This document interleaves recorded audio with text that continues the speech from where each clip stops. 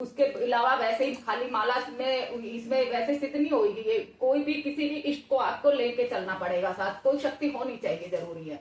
अब इसमें आपको इससे पूछा कैसे लेनी है। अभी यदि मान लीजिए हमारे मन में कोई सवाल है, हमने अपने अरदास लगाई भगवान को कि आप मेरी ये इच्छा है और मेरा ये काम कितने दिन में बनेगा, कैसे बनेगा, तो आप अपने हाथ से अपने ऐसे उनको सबको आपस में मिक्स कर दीजिए, अच्छे से मिक्स कर दीजिए और एक बस ईश्वर का ध्यान, आंख बंद करिए और ध्यान करिए अपने ईश्वर का, और उसमें से कुछ दाने आप उठा लीजिए हथेली में।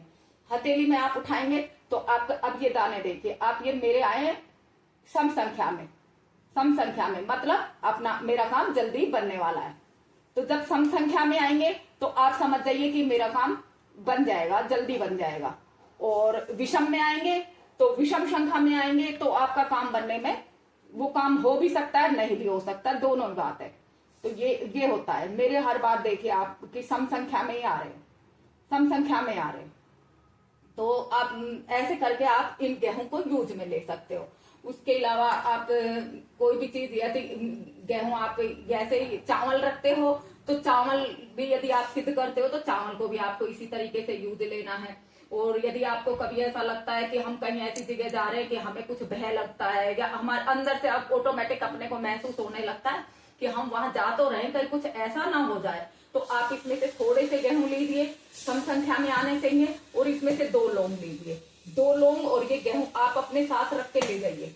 आपको कुछ भी नहीं होगा कहीं भी आप। और यदि आपको कहीं ये भय है, कई बार ऐसा होता है कि अपने अंदर से आत्मा बोल रही होती है कि हमको ये चीज नहीं खानी है, इसमें कुछ गलत है, तो यदि हमने वो भी खा ली है और तो भी हम यदि हम अपने साथ ये चीज रखेंगे तो उस चीज में से आपको, जैसे मान लो मैंने आपको परोस दिया ये गेहूं, मैंने आपके सामने, और आपका मन कह रहा है कि ये गेहूं सही नहीं है, तो आप इसमें से कुछ चीज निकाल के साइड में रख दीजिए और उसके बाद आप इसको यूज में ले सकते हो, खा सकते हो। तो ये चीजें आप पे कोई असर नहीं करेगी, अपना इफेक्ट नहीं डालेगी। तो ये चीजें होती है, ये चीज आपको अच्छे से सिद्ध करनी है, बस थोड़ा सा 11 दिन की मेहनत है आपकी।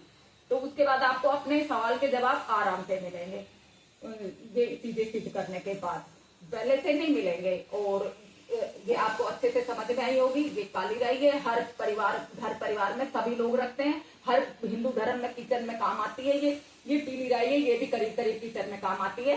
तो ये भी ये बहुत काम आ सकती है, ये पीली राई बहुत काम आ सकती है।